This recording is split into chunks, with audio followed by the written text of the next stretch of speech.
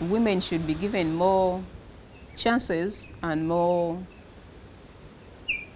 capacity to participate, capacity to be part of the decision-making processes, because these processes affect them as women.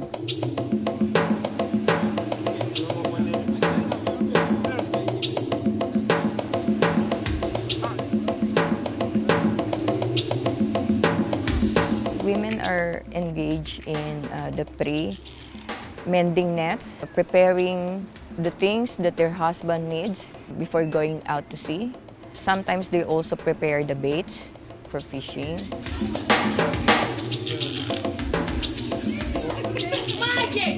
And post-harvest, sorting of fish, taking them off the nets, also preparing the fish, marketing, and also, of course, fish vending or selling the fish around the community.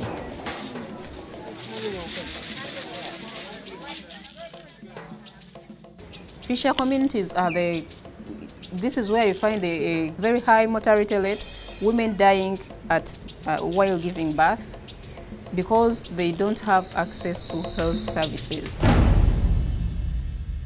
I wanted to give a brief introduction of small-scale fisheries to show the impact of small-scale fisheries as far as economic and food security is concerned. It employs over 50 million people, and out of the 51 million fishers in the world, majority of them are women. Half of this population is women.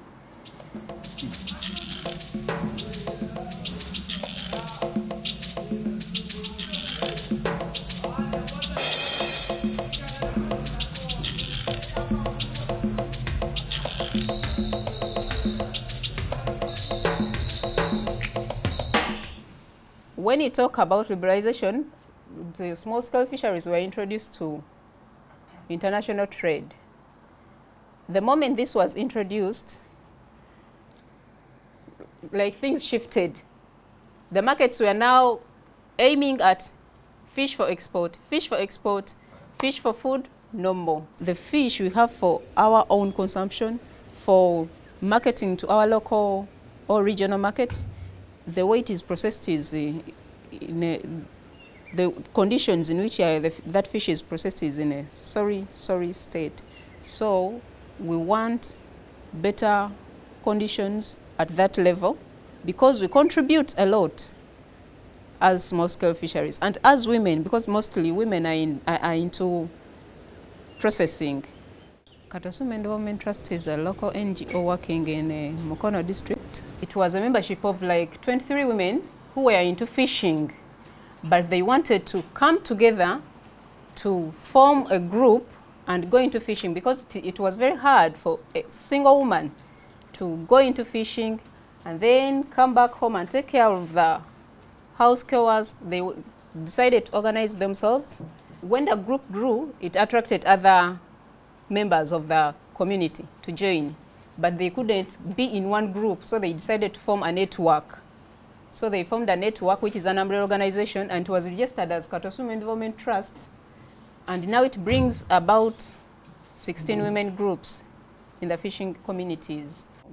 So we decided that as women fisher, we have to organize ourselves and see how we can find alternative solutions to the problems we are facing. Because maybe working in the same industry, doing the same things, the same amount of work, by the end of the day, they will say a man gets this salary rate and a woman gets this, which is lower than that of a man.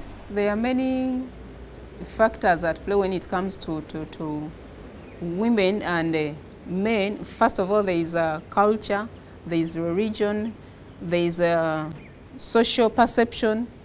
So that's all factors we need to consider. But again, we also have to look at the fact that culture changes. In my country, where I come from, women work on the sea. I'm a fisherwoman. You see my hands? Yeah. I'm a fisherwoman. We have to look not to think of the past. We have to look of the future, you know. What is that? Where are we going?